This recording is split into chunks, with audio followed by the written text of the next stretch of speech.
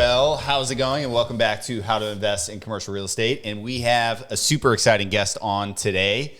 I'm excited to get into. I always love talking about multifamily deals. It's super interesting. And we're retail guys, so it always is fun to get into multifamily. Anyway, before we get into the guests, just a quick update. We do have some deals we are fundraising right now. We have the Grand Rapids deal up on the website that we are fundraising for. Super excited about that deal. I think we're targeting 18.5 IRR, like 9% cash on cash the first year. Yeah, a little over 9. A little over 9. So again, super excited about that deal. It is fundraising right now. Closing on that December 17th, I think. Anyway, a couple weeks into it. And I think we've got 2 other deals, one here in Oklahoma, one in Chicago. It looks like both are probably going to close first quarter next year because it's getting late. So keep an eye out for those. What else we got? Yeah, both shopping center deals. Exciting. We've been on a roll. There's been like 3 or 4 in a row. Anyway, excited to get back into that. So we won't delay any further. We'll get right into the guests. Today we have Zihao Wang, which is the founder and CEO of Motiva Holdings, which is an LA-based, I believe, family office focusing on multifamily investments. Again, super exciting. Zihao, tell us a little bit about yourself and how you got into this, and then we'll go from there. For sure. Thank you so much for having me. Yeah. Started in the real estate industry through the family. So family originally made their money in the fashion industry back in the 80s, and then came to the US in the early 2000s to continue that fashion brand. And then it was also the time when, my parents set up the family office and then started investing into real estate locally in Southern California, where we're based. Got into it in 2016 on the property management side for 2 years, managing our family's assets before moving on to the acquisitions and capital market side, and trying to expand kind of what the family had internally. And right now we're around $500 million worth of assets across 34 projects in 3 states, primarily invested in Southern California multifamily. Around 2/3 of our holdings is here, and then we're also in North Carolina and Florida.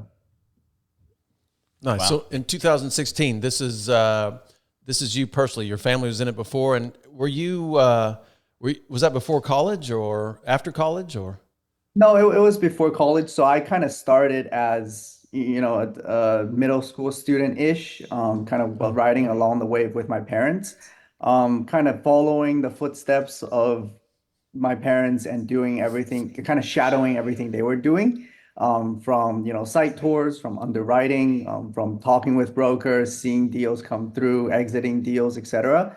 So that was kind of my lead into the real estate world through the parents. And then now I kind of run the day-to-day activities. So they still sit on the investment committee and make the major decisions.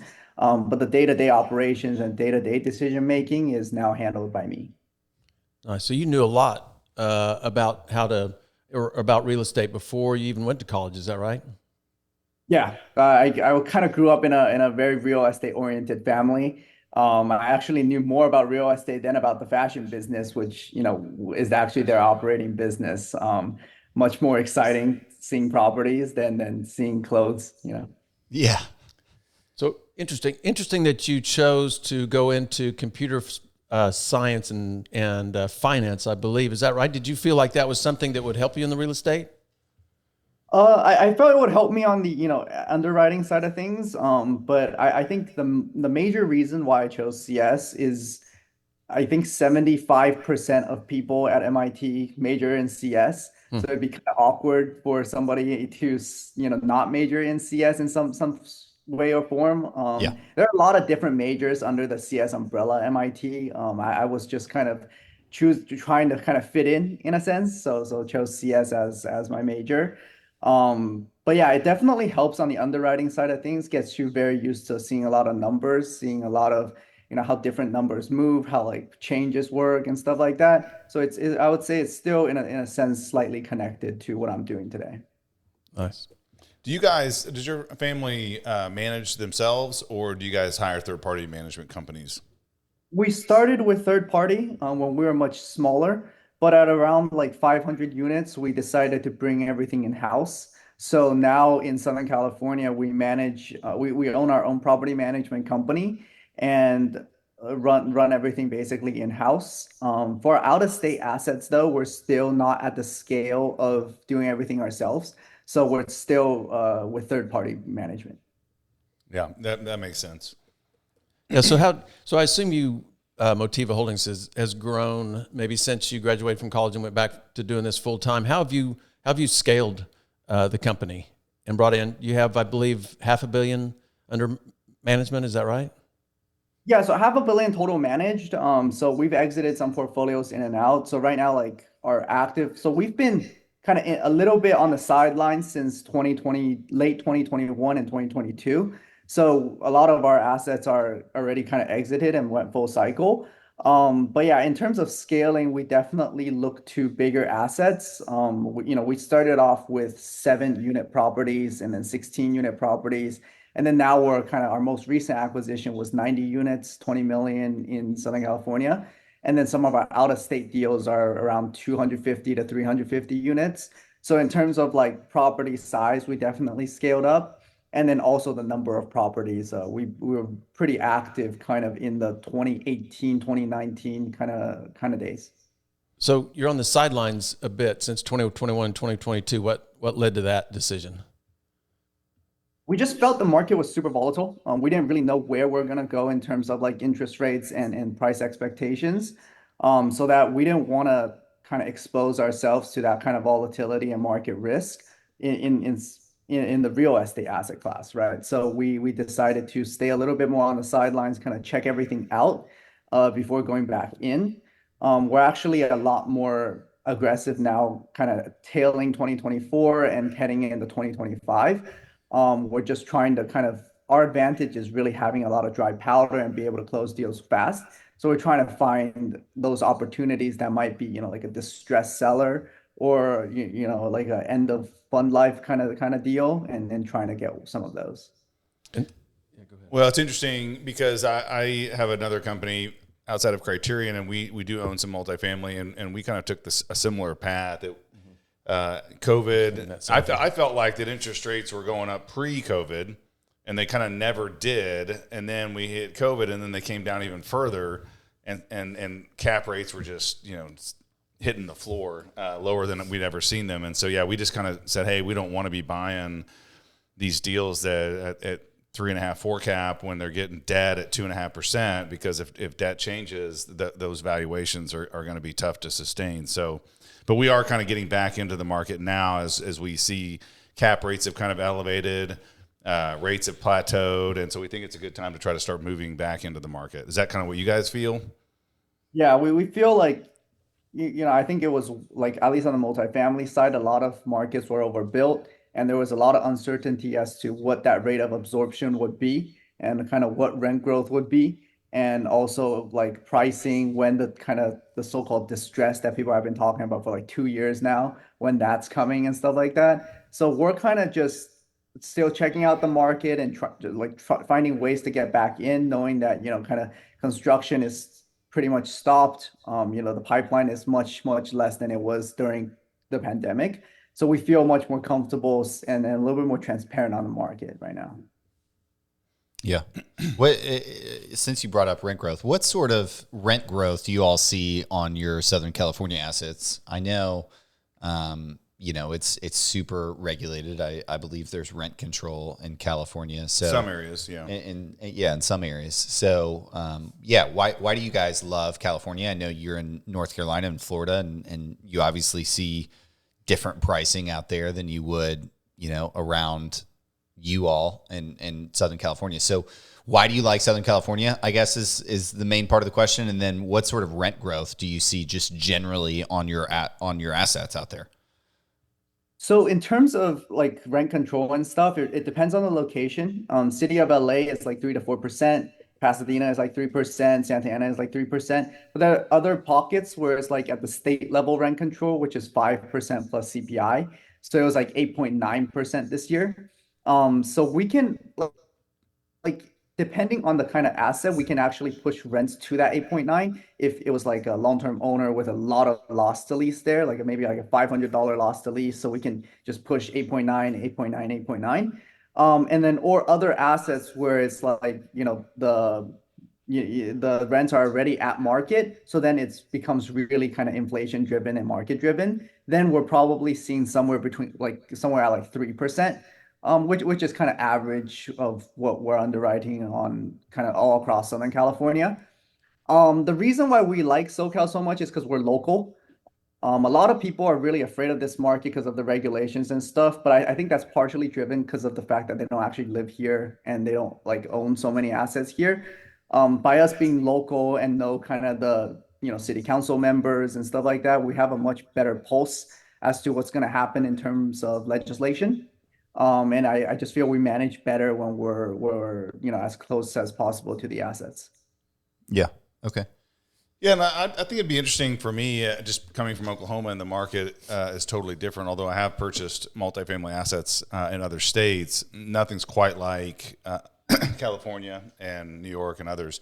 So I got the rent growth question, but talk to us about what is the cap rate at the going in cash on cash numbers and properties if you're going to try to buy a property in California today, and is the main driver rent growth, or can you get to a day one cash on cash that makes sense? The main the main return driver would be turnover, to be honest, because at least for our strategy, we try to target kind of long-term owners who haven't raised rents for a long time, and because of rent control, you'll never actually hit the market. So for example, our most recent deal in Downey in July was a $20 million deal. Essentially, I think it was like a third generation owner, and the parents just passed away, and then now it's falling into like the fourth generation, and they just want to sell the asset. And so there's been one, like they never raised rents for a very, very long time. So the units are kind of at $1,500 in rent when market is like 22. So then there's that like gap of loss to lease. Because of rent control, though, we can't actually get to that like 2,200 the next day. We have to kind of either prey on turnover where tenants move out and we can renovate and go straight to market, or we hit them with the annual rent increases at which the state allows, which 8.9% this year. So I would say for our strategy, we underwrite to kind of the rent growth projections of what the state allows us to do. And we know that even if we increase it at like an 8.9%, tenants probably still won't leave because it's still below market because of the rent control. And so we underwrite to that, and kind of the cherry on top is if tenants decide to leave the property for another one, then we can go right into renovating that property, renovating that unit, and go right up to the 2,200. So what would the going in place cap rate be on a deal like that, where you have so many tenants under market and there's that upside down the road? So this specific property was at a 5.5 cap rate, which is actually decently high. Yeah, it sounds, for California, sounds high. Yeah. Yeah, most properties like that will probably trade between the 3-ish cap rates. So like the kind of the 2 to 3-ish, between high 2 to high 3 cap rates typically. But this one we got it off market. The seller was hoping for a quick close, and that's kind of where our advantage comes in. So we were able to get that one at 5.5. The business plan pushes it to 7, and we exit back at 5.5. Yeah, that's great. And then I'm assuming a lot of these deals then are being acquired all cash. It depends. We've definitely we did 4 deals this year. We did 2 of them that were all cash, and then 2 of them we had we had loans on them. Yeah, and maybe the 5.5 cap you can maybe put some debt on, but like if you're buying, I mean, not you, but other people buying a 3.5 cap deal, I mean, maybe back after COVID, you might have been able to put some debt on it, but today you'd be kind of severely underwater with your debt rates. Yeah, you'd have to go interest only. Still, yeah, even then it may not work. Now, when you guys do use debt, are you agency debt guys, or are you getting some other kind of debt? We like to do a lot of bank financing. We have really good relationships with the local banks, partially because we have a lot of deposits with them from the operating fashion business that's still going on. So the banks typically like to give us really good rates and a lot of proceeds to do loans with them. So, what's your forecast and strategy, your goals for the next 5 years or so? What if I had to ask you to sum up your goals for the next 5 years? What is it? What are you going after? How big are you wanting to get? How many assets you want to acquire? We try to acquire around 5 assets a year, typically. We haven't hit that mark for the last 3 years. We did 4 this year, and then we were very quiet kind of in the years prior. But I'm hoping like 2025, 2026, we can get a little bit more aggressive and acquire around 5 assets a year. And I do believe kind of like from a long-term growth perspective, we're kind of in correction mode for multifamily right now. But like 5 years later, I'm more optimistic as to the environment of multifamily. So, hopefully in 5 years, we can cycle some deals out from our current portfolio as well. And then a couple other questions here, and then we'll wrap it up. I'm curious, are you guys all your own equity, or do you guys syndicate or partner at all? Very, very few partners. We primarily do kind of just the family stuff. We have brought in like ultra high net worth individuals that were kind of friends and family, as well as some other family offices to partner on deals. But typically we're the anchor LPs, and we like to kind of control the deal and then put majority of our capital into it. And then let's say you are gonna co-GP or partner with somebody. What are your IRR expectations or goals? What are you guys trying to get year over year? We typically aim for an 18 plus IRR, and that's even without partners. We still try to do that ourselves. So at the deal level, we need to hit like somewhere around an 18. That makes sense. Typically, what we're years ago we were hitting over 20 pretty routinely, but now most of the deals are with the debt where it is and the cap rates where they are. We're penciling 18 to 20. Yeah, and that was to the LP. So that was post split. I mean, deal level, it was well over the 20. Yeah, we're trying to hit 18 for our partners. Yeah. And we typically are doing a 8 pref and a 70-30 split to the investor. Yeah. So kind of our standard anyway. Well, do we have any other questions? That's all I had. Man, super excited for you. That's an awesome business to step into, and it sounds like you're running it really, really well. Would love to stay in touch, but if we want to be able to plug you, and so is there a website we could send our listeners to that want to check out what you're doing? Tell us. Yeah, I mean, we have our website, motivaholdings.com, but I'm also very active on LinkedIn. So happy to connect there as well. Nice. Well, congrats on the family success. We wish it continues for you. And if we ever get involved in a property out in California, we'll definitely call you and get some advice. Awesome. Thank you so much for having me, guys. All right, guys. Thanks. And we will see you next time on How to Invest in Commercial Real Estate. Thanks, everybody. Thanks.